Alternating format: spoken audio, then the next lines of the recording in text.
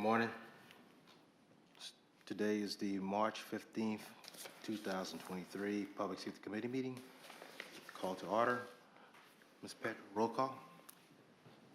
Mr. Harris? Here. Ms. Johnstone? Present. Mr. Tomei? Present. Mr. Williams? Present. Mr. Rupel? Present. Mr. Robertson? Mr. Thomas? Present. Thank you.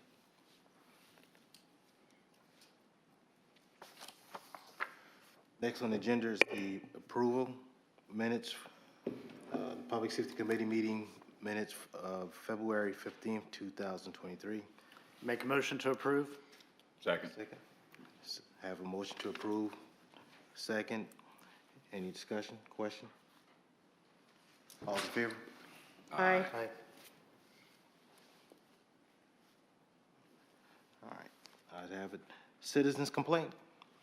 I'm sorry, comments. Could be either one. There's none. All right. Agency update. Charleston County Sheriff Department, not here today. It's in Johns Fire Department.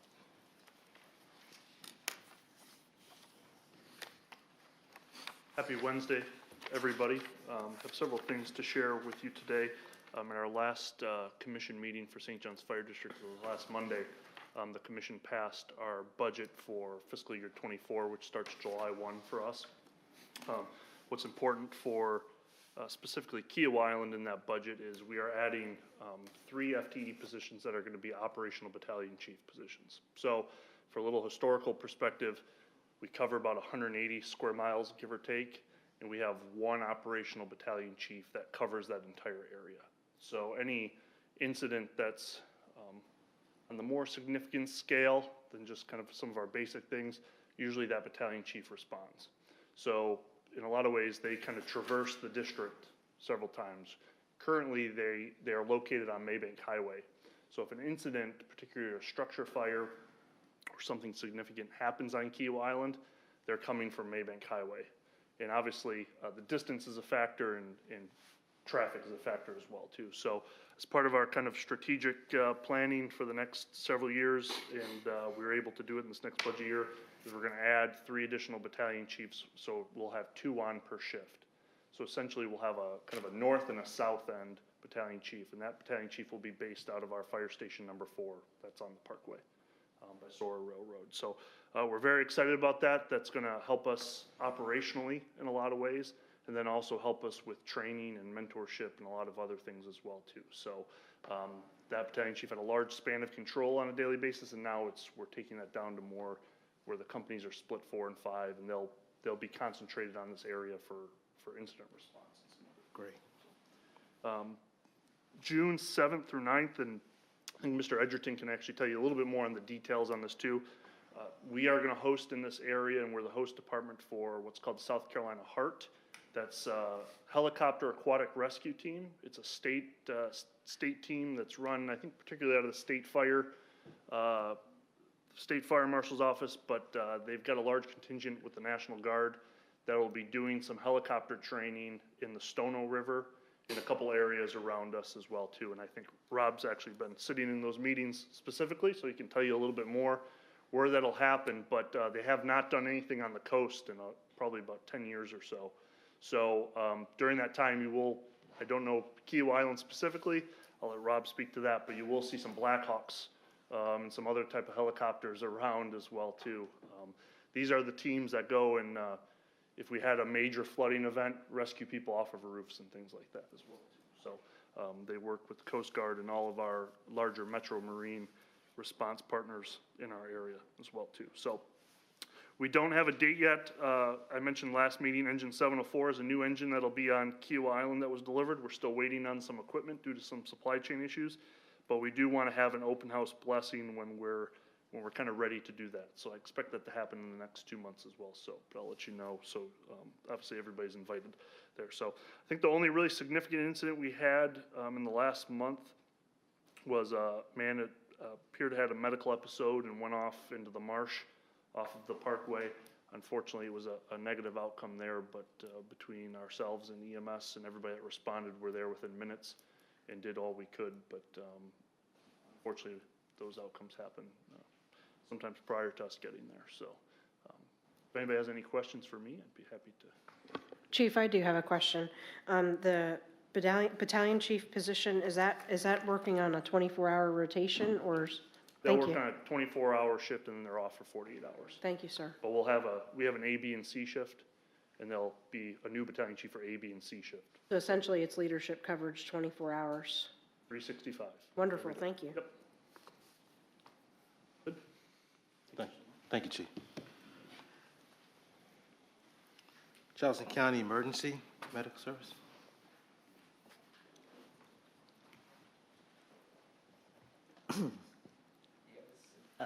Chief Sherrard, Charleston County EMS.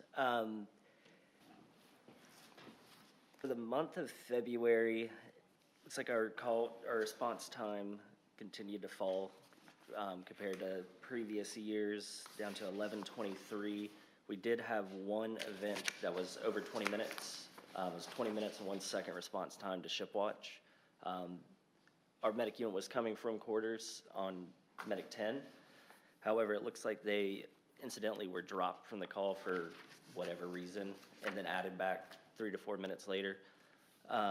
Outside of that, that was the only one we had. Also, medic 50 was not staffed that day, which led to the 20-minute response. Outside of that, nothing really to report unless y'all have any questions of me that I may be able to answer. Questions? Questions? Thank you.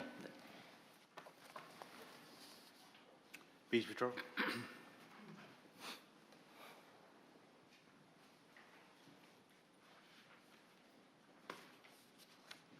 Morning. Morning.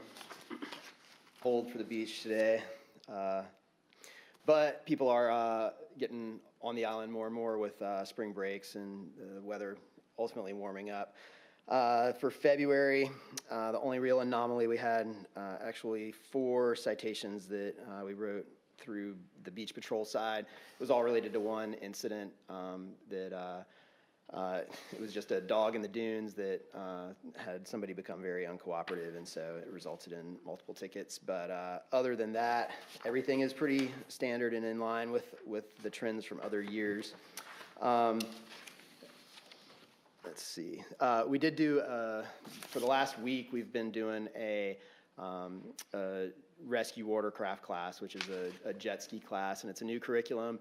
Normally we do 8 to 16 hours a year of training initially, and this program is actually a 40-hour class, and it's pretty taxing as far as time goes, but skills-wise, it's something new and different. I was pretty opposed to the curriculum initially, but I was pleasantly surprised and ate my words about how good it was, and the way our folks improved over the week when they were doing the class. So that's been a good thing. And the final day was a culmination exercise. St. John's brought their small boat out to Captain Sam's, and we did some training down there and simulated some patient handoffs from the jet ski to the boat as a more stable platform to transport patients. So last week was a good week, a little bit chilly, but the weather was better than this week. Other than that, like Chief Kunitzer was saying, the Task Force 1, they are coming down. I was involved. I think the last time they came down was in 2014 or 2015, and they did similar training off of Isle of Palms. But they have training objectives that they need to meet, and so just like the FBI's team when they're doing hoist and lift operations out of the water, we having the water background that we have and the medical background that we have. Using our folks as role players kind of lowers their risk assessment. And so the Metro Marine Unit, specifically St. John's, as well as City of Charleston Fire, City of North Charleston Fire, City Police, are all going to be kind of coordinating that. The first event will be in the Stono Inlet, and then the second event on the second day should be closer to the harbor.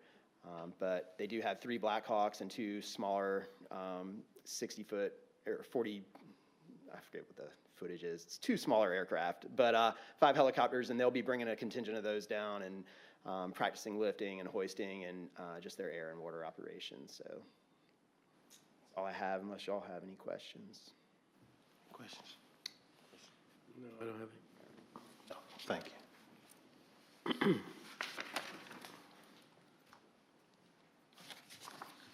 Sure.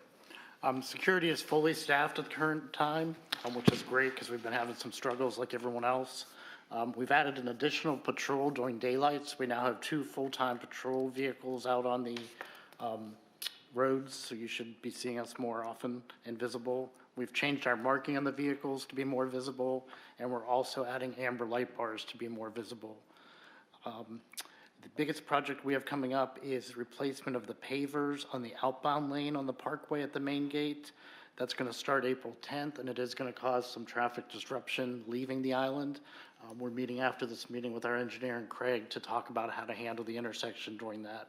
They're estimating 2 weeks, so fingers crossed that's what it'll take, but there will be traffic disruptions. And once we have traffic patterns, I'll send it out to the 3 agencies as far as what it's going to look like, so you're aware. That's all I had. That's April 7th? You said? April 10th. April 10th. All right.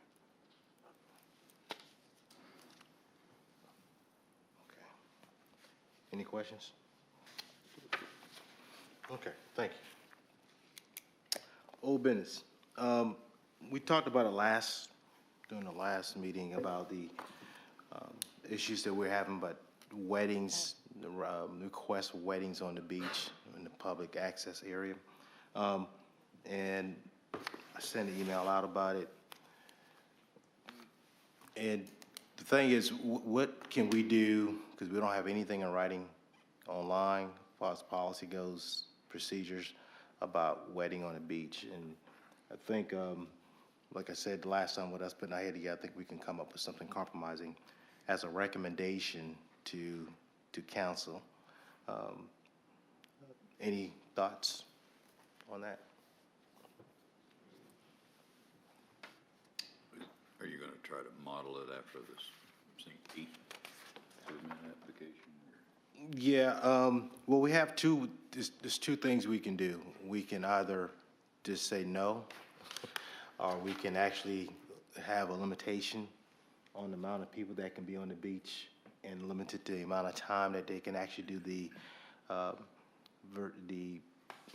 non-conventional, non-commercial type wedding. In other words, just pretty much a group of people to witness just the ceremony, and then that's it, and move everything, the ceremony, the reception over to like a hall or whatever on the island, not having, the amplifier and all that stuff on the beach.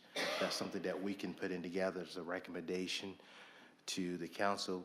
We have to also consider turtle nesting season, noise ordinance as well, and the debris that will usually can be left out, after a gathering. Yes, I have a question for Beach Patrol. How disruptive are these events? So generally speaking, they've been small events that we've had over the years. I don't remember any significant ones that were over, let's say, 100. It's really a matter of putting chairs out, and a lot of times they'll have some sort of archway that's decorated for the bride and groom to stand under. Other than that, the only disruption is if the tide is pushed up really far, then getting that many chairs in a small space. Spread out on the beach. Doesn't really significantly impact our operations, and of course we have some flexibility with our patrols to kind of be able to make as little impact on what they're doing as we can, just as a courtesy. But obviously we maintain about a 25-foot swath of base to dunes where vehicles frequently travel as a safety measure. So generally speaking, there's a lot of, even at high tide, there's a lot of beach that's enough to where it's not a big deal. I think the bigger issue is when we get the receptions out there, people bringing glass, and other than that,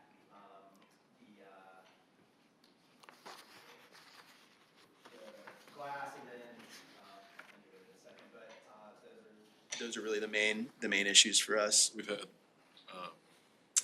the getaway has been an issue before, especially beach club weddings where people try to drive their bride and groom car down to the beach. So we're one-off instances like that where people just try to do whatever they can. Have there been like what brought this to the table? Because of the overwhelming requests, some of the requests have been approved since last year. Of the size of 125 was the biggest one. And the thing is, whether to have chairs out there, and one of the complainants was asking the question as if, what's the difference between regular people on the beach with lawn chairs, beach chairs versus chairs for individuals with disability? So she had a point, and the best thing is bringing it in front of the committee and members to see what we can do to be transparent, but also be fair, but also adhere to Key Island culture.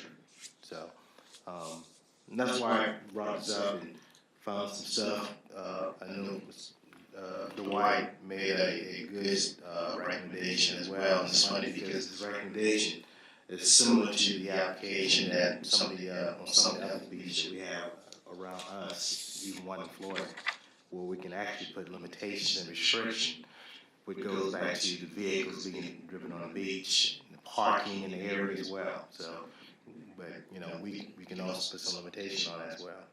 And another thing that Bill brought up about the nesting, we need to also highlight that in this restriction because I'm not sure if there's a good publicity about nesting season. And I think we need to turn nesting season, so that's something we can put out as well. Yeah, I'll just, so, the easy recommendation is, of course, no weddings.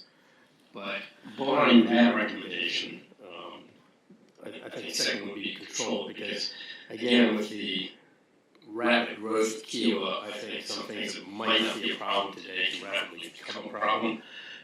It's a relatively, especially when you look at the cost of weddings, it's a cheap venue if you just rent a home and throw a wedding on the beach. And then weddings will soon turn into receptions. So I think it would be prudent to have, for the town to consider having rules in place and some sort of controls, because it impacts everything. It doesn't just impact the beach, it impacts the people that live near the beach access. So if you're having an event where somebody's dropping off 150 chairs or constructing a trellis or or bringing in refreshments, now you have trucks, you have parking issues, because I mean, personally, I find it hard just to find somewhere to pull over and let the family out of the car to access the beach, let alone load and unload, 150 chairs. So I think with those things in mind and some of the problems that we could have, again, I think it would be a prudent recommendation to put in controls to control the size, control the number of chairs, control the hours, and again, then you do have an enforcement mechanism in case things get out of hand. That's all I have. I would agree with that, Dwight. I'd like to add too that I don't think we ought to allow fireworks. Correct. It seems to be a big trend now with weddings to have fireworks, and I don't think we need to allow that. It's especially disruptive to the turtle nesting and general noise around the beach too. I agree. Remember my thought. So the beach, as far as the issue with the chairs goes, I was thinking about that a little bit. The beach is divided up essentially between two franchises. Island Beach Service does a large section of the beach, and the resort handles the beach in front of their properties for vendors as far as chairs and umbrellas go. And it might not be a bad idea. Generally, the weddings aren't in the middle of the day and the hottest part of the day. It's usually in the afternoon or early evening. And those vendors aren't generally operating, but they have a clearly defined area that they're allowed to operate, and they can't set up outside of those areas. But along those lines, they are familiar with the beach and they have the equipment, and it might not be a bad idea to make some requirement that they are the preferred vendor, or they are the only vendor that could supply those chairs, because they have access to the equipment already. They understand how to minimize their footprint on the beach. They understand the tides and where the chairs should be set up to optimize all of that, to make sure that the turtles aren't affected and everything else. So something to consider, and I don't know if they'd be interested at all because I haven't mentioned that to them, but something to consider. So, as I understand it right now, people come in there for ceremony there, or are you talking about a reception on the beach too? Not the reception, just the. Just the formal ceremony. ceremony, right. That'll cut out the other stuff, but it still need to be mentioned, but with the bottles and the fireworks and so forth, that will restrict those type of things.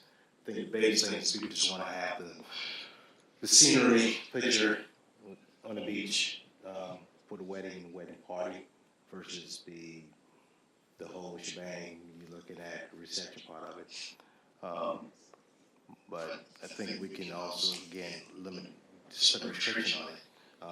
And I also noticed in there that they also have a fee for wedding, on the beach.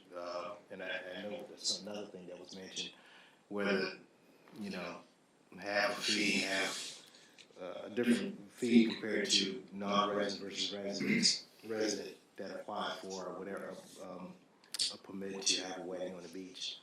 Because if they leave things behind, you know, you can also have a refundable fee, whatever, you know, that's just spending more for beach patrol, even public works to clean up after the match. So I think that would also be another objection to consider when we're looking at putting a fine tune on whether having a wedding on a beach.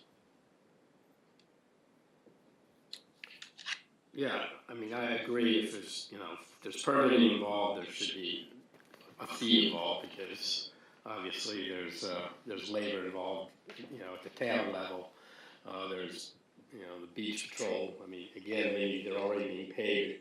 If there's a wedding on the beach, they're gonna be getting that special attention. They should be, you know, compensated for that. And again, depending on what size limitation, you could even be in a situation where you require, you know, overtime for beach patrol or the public works or cleanup to be involved. So I think a permit fee will, you know, again, help people decide whether they actually want a beachfront wedding, and understand that they do have some liability with that too. Okay.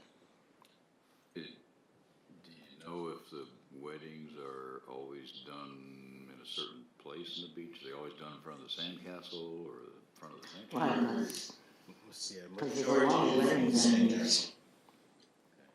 I'm thinking specifically, again, I hate to keep bringing it up, but turtle nesting. Usually, the weddings are usually done during nesting season, when the hatching season, when the turtles are hatching. And the turtle patrol knows approximately when each nest is gonna hatch. So if they're setting up 100 chairs in front of that nest, that could create a problem. So it'd be nice to have a clause in the rules to coordinate with the turtle patrol. From a resort perspective, we don't do weddings on the beach. So I don't think we're one of the, we'd be happy to fill out an application if, you know, if the opportunity presented itself, but that's not typically what we do from a resort perspective. Okay. All right.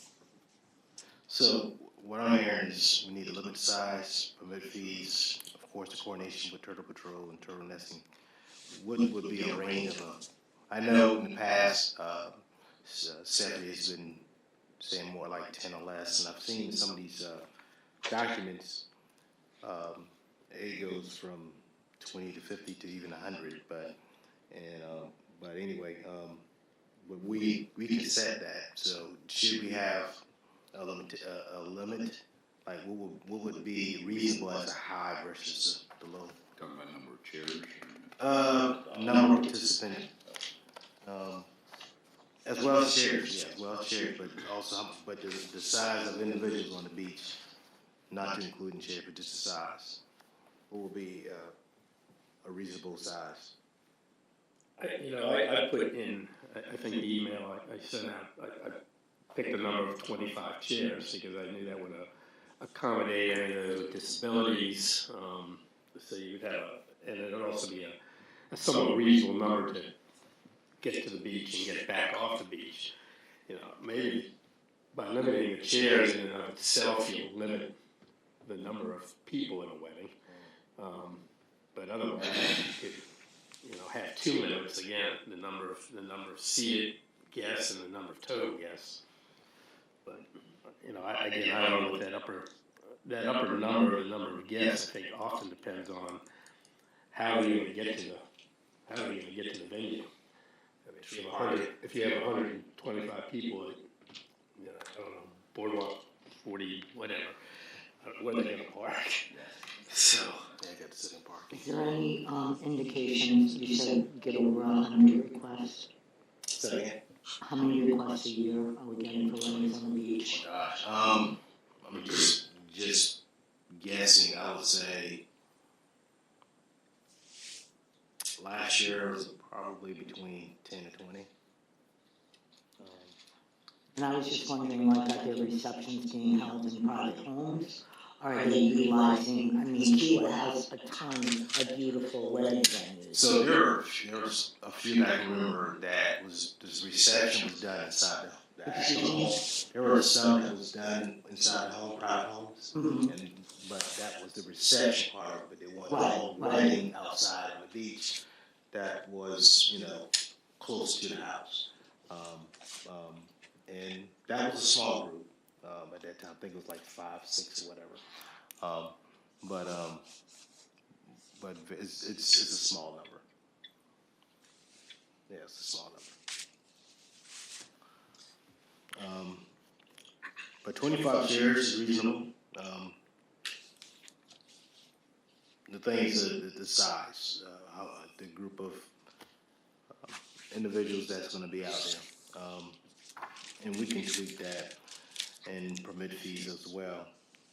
I guess what we need to do is can I get a motion? I mean, we can set a motion first regarding rules and restriction on the beach. And if I can get that going in a second, then we can actually pinpoint and work out the logistics. Can I get a motion? What do you want to say in the motion? To recommend to the council to have rules of restriction on beach weddings and public beach weddings.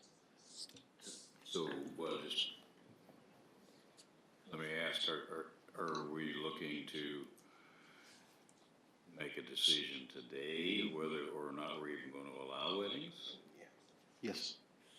Is either yes, is either no wedding, or we have rules and restrictions on the weddings on the beach.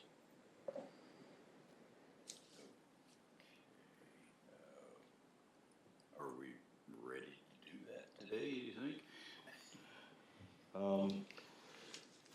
Would it be possible, I mean, to reach out to some of the venues, like, you said the resort does not allow, on the beach. Like, what are our rules surrounding, like, use of the sandcastle at Kika? Do you know what I mean? Like, so I'm saying is, like, if we say no weddings on the beach whatsoever, is that going to affect these other venues and impede their ability, to make money off the weddings? That would be my question. There are a handful of weddings at the sandcastle that used to be for the ceremony and then moved to the sandcastle or something, so yes, it would affect us. Great. I think one other thing for the committee to consider is that not everybody asked for a wedding permit. I would say there's probably at least one wedding at Beachwalker every weekend of the summer where people just walk out with their group of friends, do the ceremony, and then walk back off. So one of the things for y'all to consider is what happens when we run across an unpermitted wedding. Do we have to shut it down? because it's unpermitted, or is there a fee, or is there a fine? And what ordinance changes will need to be made to handle that as well? Because that puts our guys in a really bad guy position. I would agree. That's kind of why I was asking what I did, if we're really ready to do that. Is there Well, I just wanted to, need to be more discussion with individual groups, Sandcastle, whatever.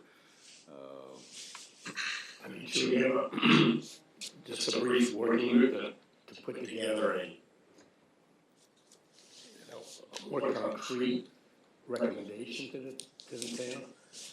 I don't know if that, if that would serve the purpose better and say, the committee makes solid recommendations and be specific what those recommendations are. so I just want to hear, let's do another assessment with more concrete. Yeah, I think we should give them, basically, whatever that list is, 10 items, 12 items, and we give them a starting point to say yea or nay to these items. I mean, I don't know that the thought is that we want to close weddings down altogether, because if you're a resident here and you're having something at the Sandcastle, and you're having a ceremony of 25 and go up to Sandcastle. And I don't think we want to have a situation where beach patrol is a beach walker say, hey, you gotta stop your wedding. So we do have a few more pieces, I think, yeah. Yvonne, can I ask you, why does not the resort allow the beach weddings? Like, what is there? I think it's because, we have a number of other venues, that we could host a wedding. Okay. And, with tides and changes, it's just a The difficult logistics. to navigate, so. But, it would be nice if we did have an application process where if we had somebody that really wanted to do it, we still have an avenue of potentially doing it. It's just, we typically don't.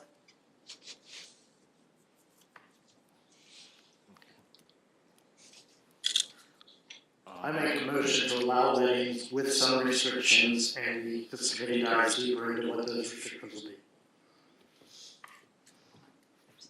Bring it a second. Second that. Okay. Say that again. I make a motion to allow wedding with some restrictions, and this committee will dive deeper into what those restrictions should be. So, I got a second to allow, and it's a motion and allow, with some restrictions on weddings until the committee comes up with a more concrete, policy. Okay. All right. Can I get a vote? Oh, can I get a vote? Yeah, I think that. Aye. Yeah, I. Thank you. Ma'am? Yes. This is the work group. Say again? This, okay. Who's gonna head that up? Who will have the work group? Dwight? Dwight's gonna have the work group.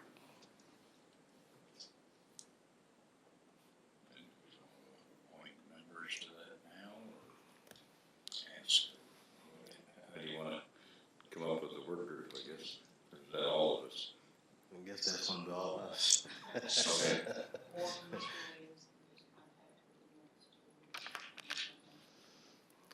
Again, I'm not, I think it's just something we need to sit down and discuss, so, I don't know if we want to have a work group just consisting of our, public safety committee, and we have a work group meeting, is that something we can do, or? I think so, I think we should include, the beach Right, it has to patrol be in a that as well. representation of those. Well, I think within us, we have Kiko, we have Resort, we have Turtle, you could represent them, and we could get, Beach Patrol, I think we could have representative, that'd be a representative list of the stakeholders. Okay, great. Perfect. So we'll bring more concrete, rules and regulations at the next meeting to have a recommendation for, May council meeting. Am I correct? With that? Okay. Which would be right at the time of the Asking for security. wedding season.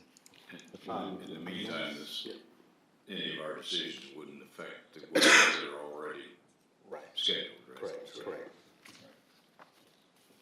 All right. Next, e-bikes. The reason why that's on there because that's another topic that was brought up again in council meeting. Still getting requests on why it's not allowed versus why some people actually seen e-bikes on the island.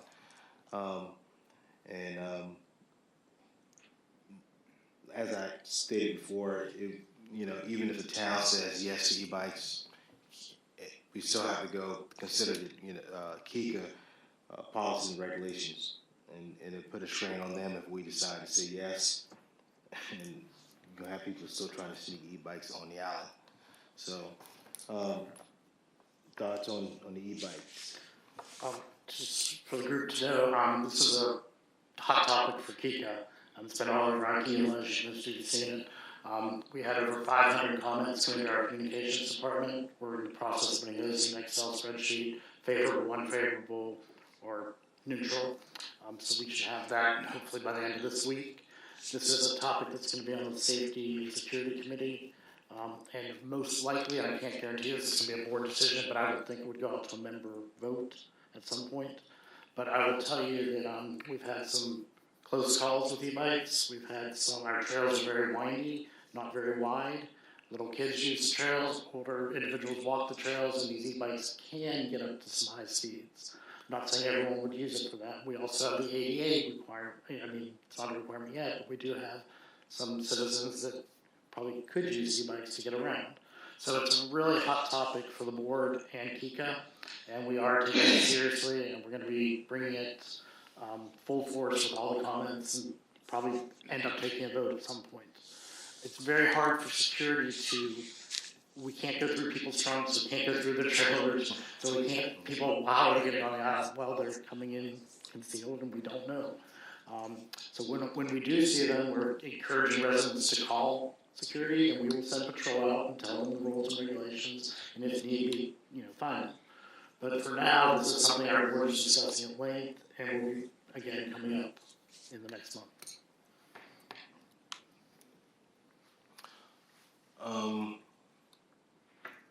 But I stand with you that we probably need to have a united Work front. together, right.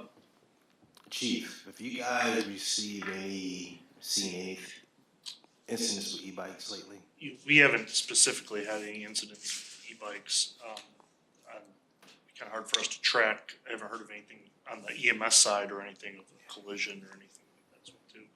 On the fire side, it's kind of an emerging, it's very much an emerging issue, lithium-ion batteries in general, e-bikes, and then also vehicles as well too, as you see more and more of them. So,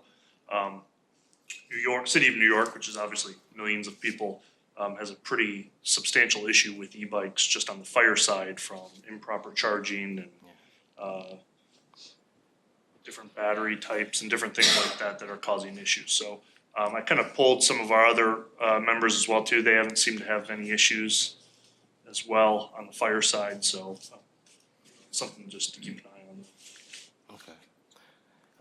EMS, have you guys received any calls in the low country regarding e-bikes and accidents or anything like that? Off the top of my head, we have them every now and then, but it's not really specified. It's a bicycle wreck for us. But like you're saying, the way the trails are out here, that is, from the health side, that is the biggest concern, because there will be increased injuries, there will be increased potential collisions. We already know how many we have with regular pedal bikes. Now we have people who've had a couple drinks on a 20-mile-an-hour e-bike winding through the trails. That's the big concern for the EMS side. So just kind of build on what both of Mark and EMS has said there. I think our biggest concern is, well, first of all, personally, I'm in favor of e-bikes with restrictions. Okay, there are 3 classes of e-bikes, and I'm in favor of only having the Class 1 e-bike, which is limited from the factory to 20 miles an hour. However, according to an e-bike dealer in Mount Pleasant that I've talked to, the salespeople have the ability to reset that speed lower. So they could sell them at 15 miles an hour or 10 miles an hour if you want, 10 miles an hour. I'm thinking more like 15, but anyway, the safety is the big issue with the bikes on the trail. Even bicyclists that don't announce themselves when they're coming up behind a pedestrian, and they should, but I don't know how to make that happen. And it would be even worse with an e-bike because you can't hear them. And it's just, it's kind of an accident waiting to happen. But on the other hand, it gives older folks on the island a means to ride a bicycle that they wouldn't ordinarily be able to ride anymore as they get older. So, 2 schools of thought there. So, and I think both schools need to be. So, you know, I think we have, right now, we got a little, I don't know if everybody even understands what the rules are on e-bikes, because like rarely is a day go by that I don't see one. So, you know, they are definitely out here. You know, my personal opinion is we don't need them on the island. Just like, you know, years ago they decided not to put a bunch of golf carts on the island. It's just, you know, we could say yay, and then you say, well, you have to give a golf cart. Well, you know, it has to be a reasonable accommodation. It doesn't necessarily have to be an e-bike or a golf cart. But anyhow, you know, whether, you know, if it's 20 miles an hour, I think anyway, we went out on our bike path at 20 miles an hour, would see that was a ridiculous speed. And while some think about, you know, the older people that could benefit by that, I think of the 17-year-old that has the 20 mile an hour one that has tweaked it to go 28. That is, you know, first riding on the trails and then jumping the dunes and then tearing up the turtles. And I always see the worst side of it because that's usually the one that goes past me, not the older person that could benefit by it. So, but I think the town and Kika have to really decide what the rule is and kill the debate. And then once the debate is over, they can enforce whatever's been decided. But I think even at Kika, I think the enforcement and the penalties have to be looked at because obviously, like you said, Kika can't search cars coming in. But people are bringing them into Beachwalker and rolling them on. And soon they'll be, you know, renting them out here in the parking lot so you can drive through the town's trail and onto Beachwalker and onto the beach. So, you know, it impacts everything from basically fresh shields on in, you know, and how that's controlled. But, you know, if there is a rule against it, I think the next part is going to be is how it's enforced. And because right now, I mean, we have a sign for everything, but quite frankly, I don't see many signs about e-bikes. It's on that little Just at the front gate, so. at the front gate. Yeah. It says It's not an election sign, no no. scooters. And starting with the season, it's also handed out to visitors as a flyer as they come in, with the alligators, everything, everybody. So right now, no class of e-bike is allowed, right? Correct.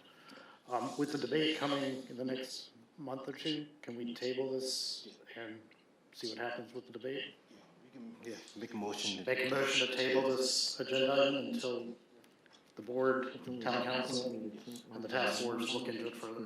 Can I get a second? Second. Like that's, Second, you know, to table the e-bikes discussion until the board and the town get a conclusion what they're gonna do. Perfect. All in favor? Aye.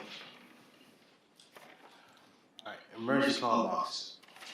So we have Todd's done a great job, getting some information on call boxes, emergency call boxes, and as well with the system of Beach Patrol to place on the island on the beach.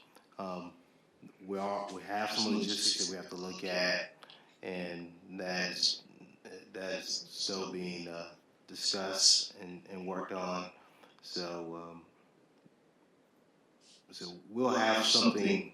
We'll have it limited, but we'll have something by the next meeting in reference to the call box, emergency call box. But just letting you guys know, it is actively worked on, and need to narrow down the specs and logistics and everything on that.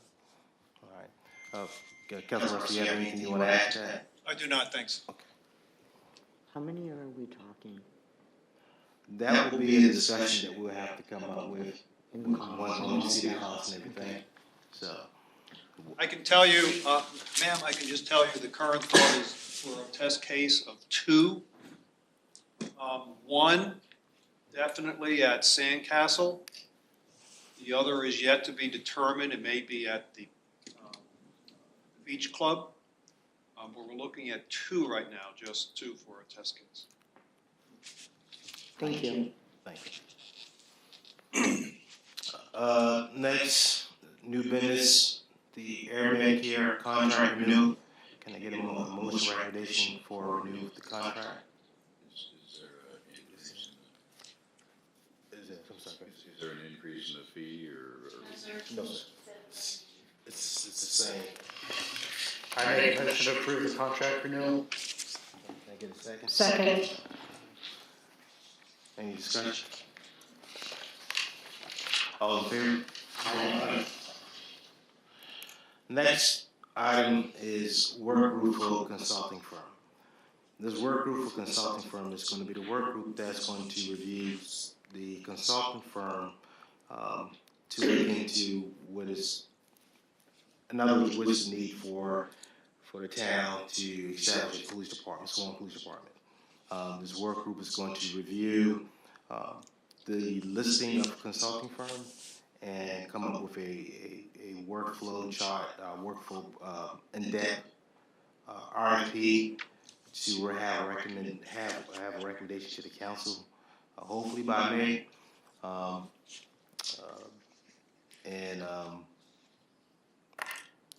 I would hope that we get a more.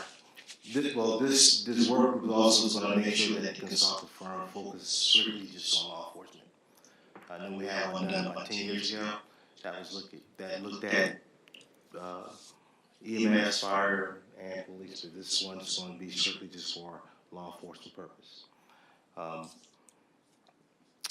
Any questions so far about discussion about the work group?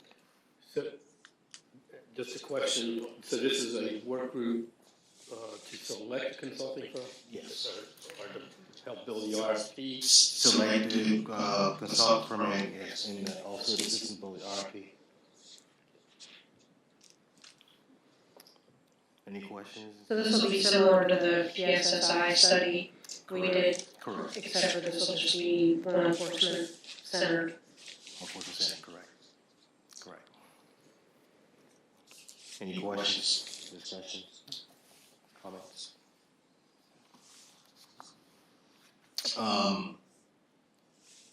Before I ask, anyone would like to be a part of, be the person to look over the work group? I'll participate. Okay. I don't want to have every work group in your head, I'll just participate. Okay. I'll be part of it. I actually I'll be part of it. How about anybody else? I will, You want? Okay. if you know. I'll also be part of it. Happy to. Thank you. Because weddings isn't my forte like it is to like. Weddings is an easy one, this one's gonna be a little. Okay. All right. Not even planned a wedding. Any other discussion, comments about it? Okay. All right. Speed reduction on Keeler Parkway.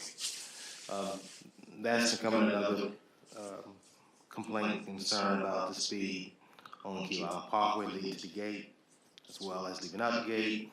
I'm pretty sure that it may help us out in their end, but I know the speed limit is what, 30, 35 right now? 30? Recently reduced from 35. Yeah, and I will say, we have all the data to show that we're around 98% compliance from the gate to the second gate with the speed. Okay. Are we talking about the parkway from the roundabout to the gate? Yes. No doubt. That's currently 35 or 30? Oh, that's 35 from the roundabout. If it's roundabout to the gate, yeah. That's 35, So, should we, I mean, I know we've done some studies about the speed. I know, you guys have done, John Taylor done a lot about it with the speed limit on that, Key Island Parkway. I believe that's the last one, that's the highest I saw. And one study, it was like, 80 miles an hour. What? 80. Somebody was going 80 miles. 80 miles an hour, yes. We have it on flyway, believe it or not. Well, originally it was, well, when we first moved here, it was 45. And there was a serious bike accident. Yeah. And we know the person that was hit on the bicycle. And so then it was reduced to 35.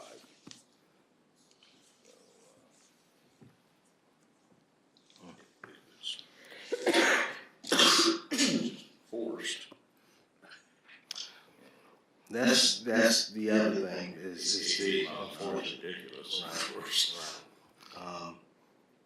And again, that's the other thing is enforcing the speed limit. I mean, we can reduce it, or we can keep it the way it is, but again, it's the matter of enforcing the speed limit, enforcing the regulation on that. And of course, Again, to me, 35 seems reasonable on the parkway. It goes right back to enforcement. There's no cross streets. There's really minimal. The turns aren't excessively sharp. I mean, trying to get 30 up around Osprey Point is, if you're in my Jeep, it's difficult. That's moving. But I think 35 seems reasonable. But again, it's the whole thing about that I think we've talked about before anywhere is that the enforcement of whatever it is.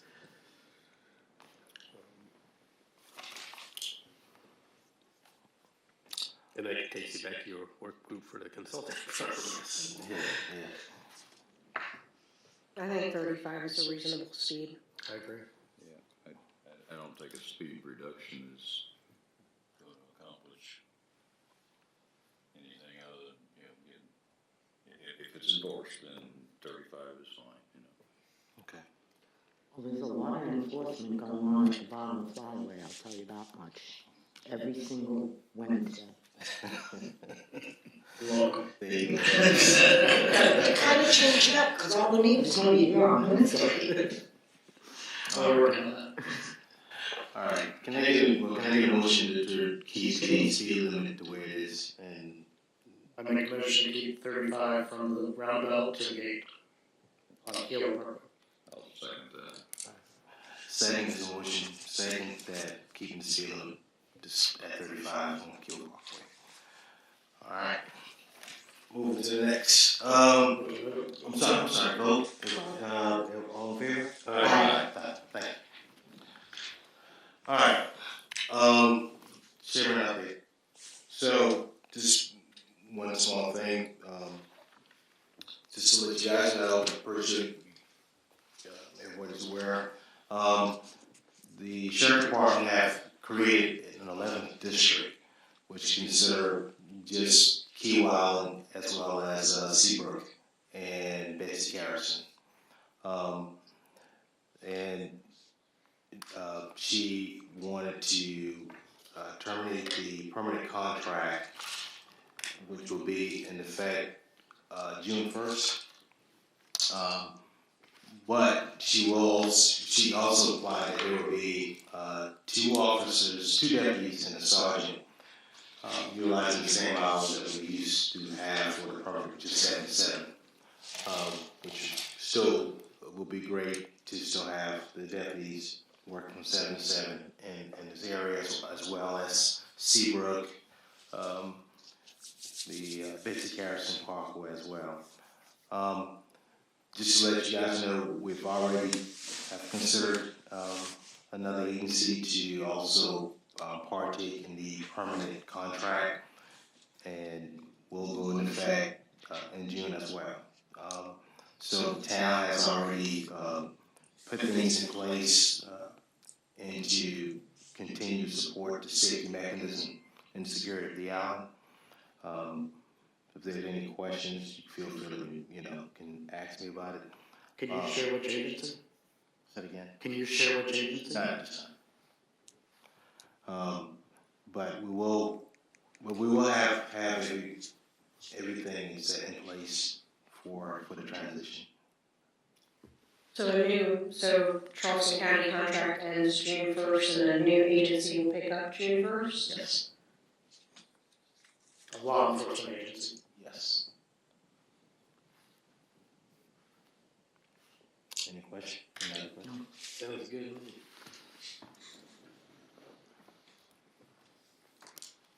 All right. Comments from the committee?